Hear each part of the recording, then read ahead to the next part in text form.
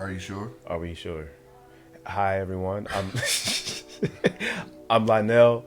That's Kris. You're here, and I appreciate it. Kris, What an intro.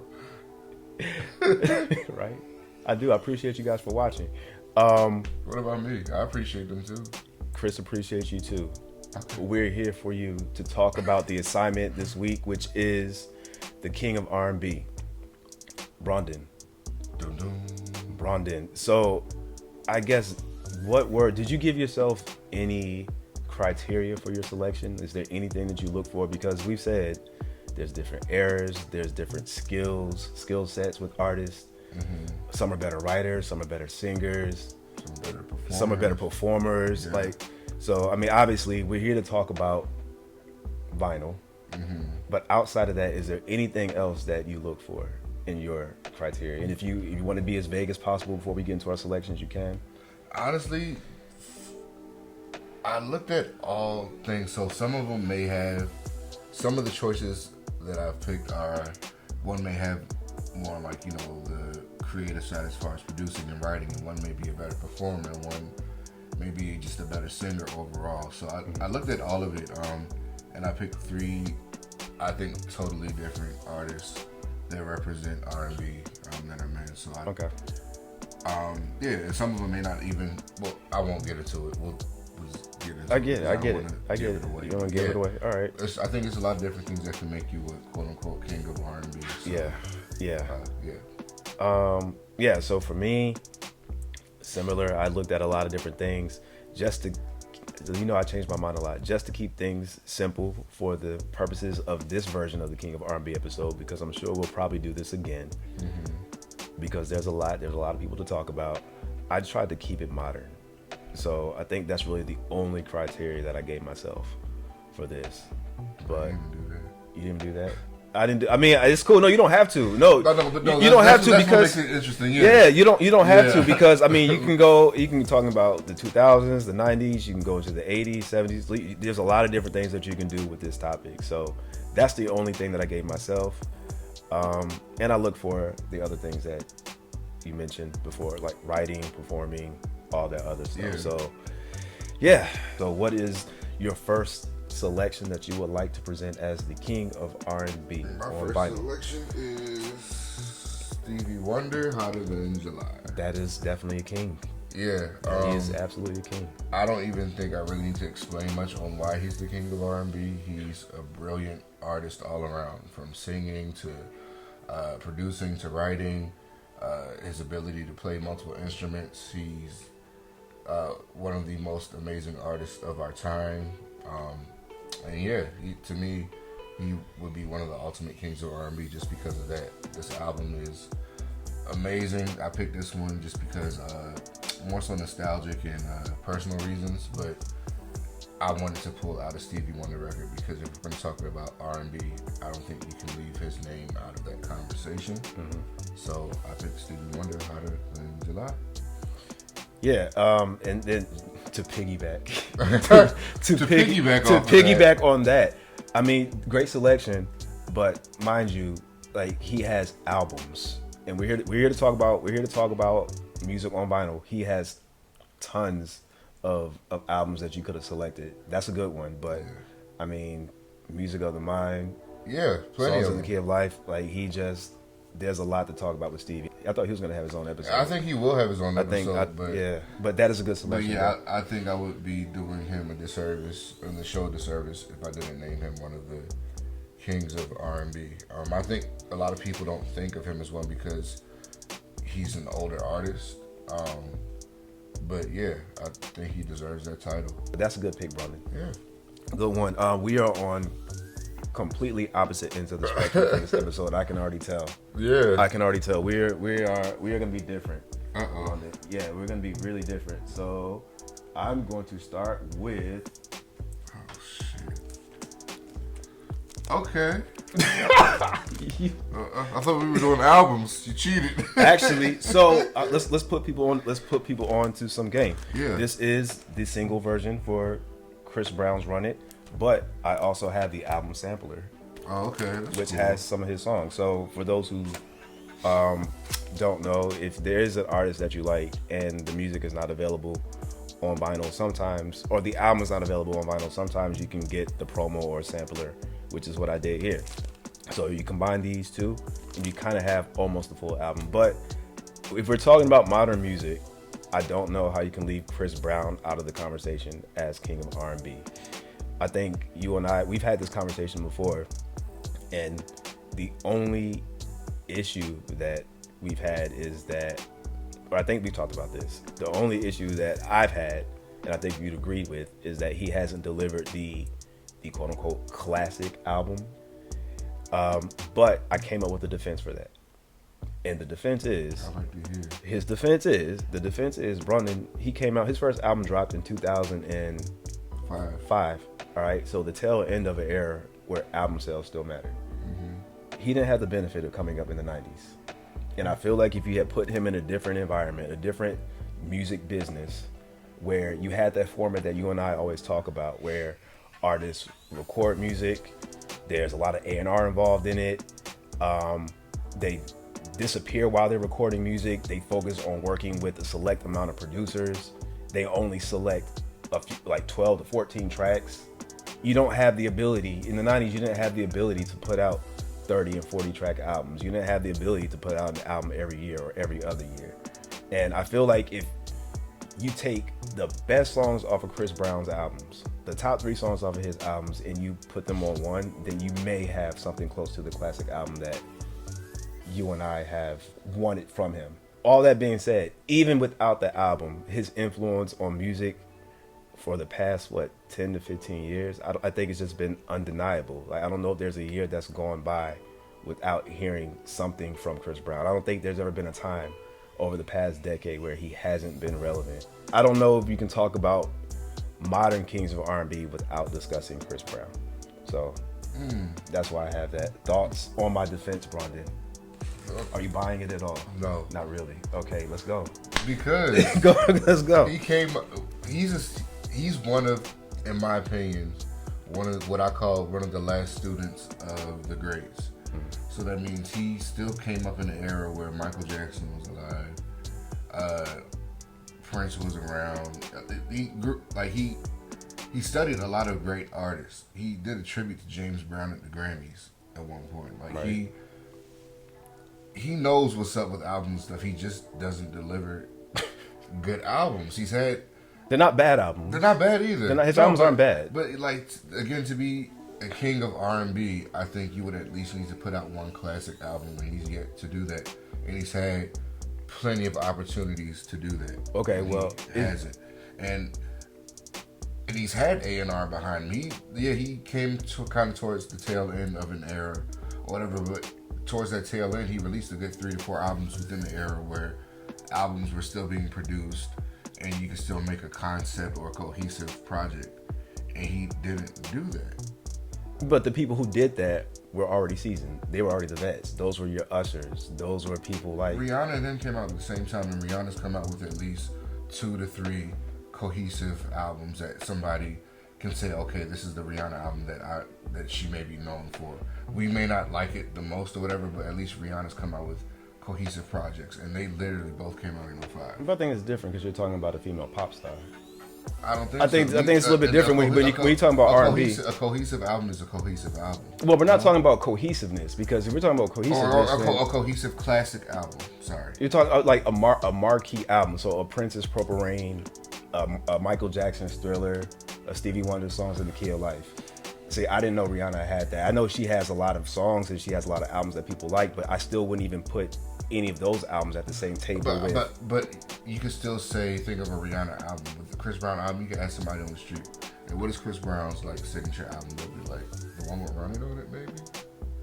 Well, Rihanna, people will know Loud, people will know Anti, people might know Rated R. They can name a Rihanna album. A lot of people can't even name what a Chris Brown album is, like the title of it, I feel. We've had to ask his fans. I can name them, and I feel like you can ask his fans. We've had to ask his fans, because I don't.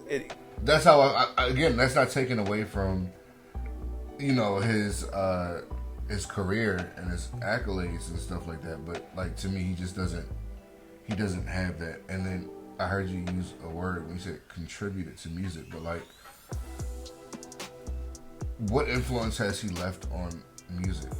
When people want a feature, they go to Chris Brown, and it's been like that for the past decade. When he's shown that he has the ability to not only do R&B. We're talking about R&B now, but he's conquered a lot of different genres of music. I mean, he's a worldwide artist. He's done. Yeah, but he's not the first. Well, so my question. So you want to know if he's the first to do it? No. I guess my question would be, as far as influencing his influence on music, what? Say if an artist comes out tomorrow, what Chris Brown-ism would you see in that artist from Chris that would be like, oh, okay, he got that from Chris. Chris's legacy is living on. I know what you mean. So you're looking for the originality. Yeah. I don't know about that then. I think that's a different conversation. Well, that's what I mean by contributing to music. When you contribute to music, you leave something behind, some kind of legacy or something. Right. I feel like Chris has not done that. He's left. So you feel like he's left he left a lot of music, a lot of hits. A trail of chaos. I'm not gonna say he hasn't left chaos. No, we're not gonna. Okay. Musically. Why chaotic though, Bron? He's a chaotic artist. Listen to an album of his. That's what we said. That's how we started the conversation. We talked about the fact that we don't necessarily like the way he releases music. These are modern times, bro. And a lot of people release music like this. They release a bunch of music. If he had the benefit of coming up in a time where the format was different in the 90s. He did come up in a time where he came out the same year as Emancipation of Mimi. But Mariah Carey was also a seasoned artist. But I'm saying he came up, and mind you, when he got signed is different from when he released his album. He got signed 2-3 years before he actually came out with the album, I believe. So. Right, but he's still first of all a teenager. That's the first thing, but you also there's some build up to that. Mariah Carey was a veteran by the time Emancipation came out. I'm just talking. You saying came up around the time when people were doing albums like that. He did an album. He came out around the time when one of the greatest albums came out. So that was somewhat like that.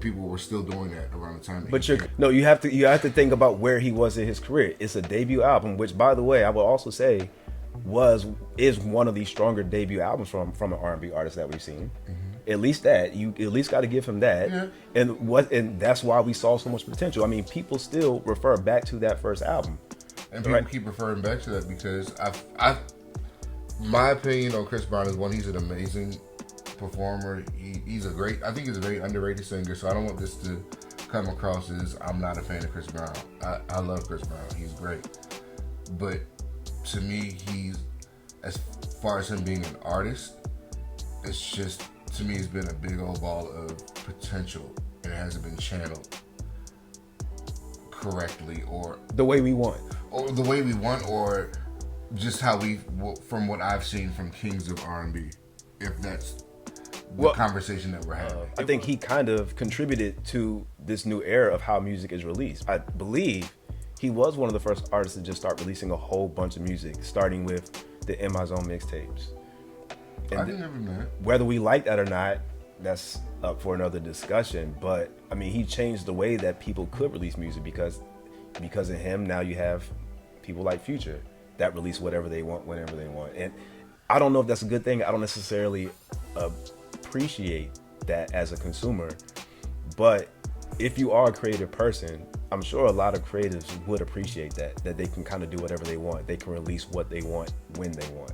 So I would give him that credit in that he changed the way that artists were able to, or artists started releasing music. After the In My Zone mixtape, because remember, that was before Fame, and then that's when he had the whole Deuces era, which that's noteworthy. And then after that, he just had a whole bunch of mixtapes, and then albums came out every year, every other year, and then he was on a whole bunch of features. So again, as a consumer, I would prefer a more streamlined version of Chris Brown, where he just focuses on making one classic album. But he's not that type of artist, and most artists today aren't that type of artist. Yeah. It's hard to enjoy music. Like Chris Brown, when he releases an album, it's like, I want to listen to it, but I don't feel like listening to 40 fucking tracks. That is hard. It's hard. I don't feel like it. It's really hard. I don't have that much of a life either. I just don't want to sit around and listen to Chris Brown cuss at me for 40 songs. Well, it's not just cussing. Well, I'll say this: he feels differently about his music. I remember a few years ago, it was either a tweet or some post. I don't know. It was a while ago, but it was around the time that Heartbreak on the Full Moon came out, and I think he had some issues with the Grammys because they didn't give him a nomination for that, and he felt that was Grammy worthy. Now, when I first listened to it, I didn't necessarily care for it, and I thought he was crazy. But I love when artists advocate for themselves. So I went back and I listened to it again, and to his credit, I did hear more that I enjoyed. It still wasn't a classic album. It was still too much to receive at one time, considering it was 35, 40 tracks. But again, we have to talk about, when you talk about Chris Brown, you have to talk about how much of a creative he is. This man likes to paint. This man likes to dance all over the place. He clearly loves making music and recording music. I don't think it's a matter of how we receive it as consumers. But whatever, Bonnie. We got to get. Okay, I'll go next. But we can talk about. We can actually have a whole episode on Chris Brown. And actually, while we're on it, Chris Brown needs to release his albums on vinyl. The man that doesn't even like his albums. I'm joking. I just didn't like his albums. I'm teasing you. But that's one thing a lot of people may not know. His music is not available on vinyl. His albums are not available on vinyl, so that's something that. Hence the single and the sampler. Yeah, so that would be something great. I definitely would like his entire catalog released on. And why do you want his albums on vinyl? I don't want Heartbreaks and whatever the fuck it's called. That'd be like 5 LPs. I don't want that. But why? I would like Chris Brown. I would like Exclusive. I would like Graffiti. I would like Fame. That's it. That's probably it. You like X? X is cool. I can listen to that on you the like iPod. Indigo? Indigo was good. And I don't want 10 LPs. I don't want 40 tracks. Yeah, I would appreciate Chris. I think he's too important of an artist to not have his album. He is, and I'm sorry if I made it seem like he wasn't an important artist. I'm just asking questions because people say stuff like legacy and all that stuff. I'm like, but what legacy did it really leave behind? That's just my question. And if you have an answer for that, he's still building. He's still building it, and I will receive. He's still here. I mean, he has not. Chris Brown has not had a down year. Yeah, okay. He has. I don't think so. I don't think so. Has he had? Do you remember a year where Chris Brown has not been all over radio? Yeah, that's cool. I'm just saying. That's I don't know if we can deny that, but your number, Bronny, you got to get to your next pick, bro. Okay, we're gonna be here talking about Chris Brown. Funny because now this is what I'm gonna bring out. You're gonna be like, what the fuck? But whatever. I'm gonna stand by it. Go stand by it, Bronny. Because I thought about that one, honestly. No, that's cool because I thought about it. Yeah. Bobby Brown, Don't Be Cruel, and I know he hasn't had the most success as a solo artist, but I think without Bobby Brown, we wouldn't have our Chris Browns and our Ushers, the bad boys of R&B. So when we talk about legacy and things like that, that's why I call him the king of R&B, because of his legacy, and not because of just this one album that he's put out, but because of this one album he's put out, he's created a lane for other artists, even to this day. So I want to go with this. I mean, and then on top of that, this album, Don't Be Cruel, is just a catalog, man. Like the side one is Don't Be Cruel, My Prerogative, Roni, Rock With You, like hit after hit after hit after hit.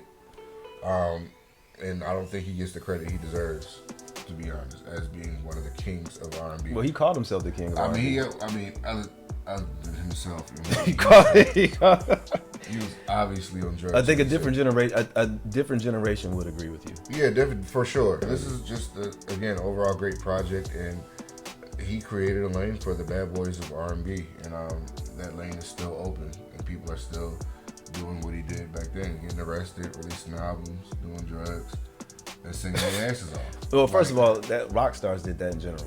Rock stars did that in general across the board. It wasn't just R&B singers that did that. Yeah, no, I'm just saying, but like back in the day, R&B singers were seen as these polished artists that always had to have on a suit and sing to the ladies and stuff. Like, it was no room for them to be fuck ups or be anything but just a singer. And he kind of showed that you can. He put humanity. It was kind of humanity he added to R&B and being a bad boy of R&B. So that's why I picked this. And yeah, that's my second pick. Well, since we're talking about bad boys of R&B, all right. Oh shit! Listen, we're doing this. We have to. We have to. All right, Brandon. What did people call this man throughout the '90s and into 2000s? They called him the king of R&B the reason this was a hard pick for me was because I couldn't pick which R. Kelly album I liked the most. Honestly, I love his music. I grew up with it. I don't think there's any denying his contribution to R&B all throughout the 90s and in the 2000s. We're talking about someone who has written for the greatest, he's produced for the greatest, arranged, and he's done it all for himself. So for this album right here, written, produced, arranged, do you want to go to the track list or do you care? I don't know if you ever really liked R. Kelly like that, Brandon. Sorry. All right. It's undeniable to me. Make the face again. Make that face again.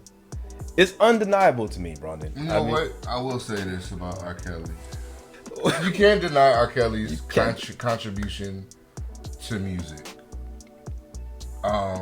Aside from all the child molesting and stuff, you can't and whatever controversy that he had going on Which we're not talking about that. We're talking about his music. Music, yeah, exactly. We're talking about the music. Yeah, I'm just saying, but that's gonna be something people will be saying probably in the comments and shit. But I'm just saying, aside from all of that shit, if we're just talking about the music, he has definitely contributed to music. And the thing is, I've never been the biggest fan of R. Kelly.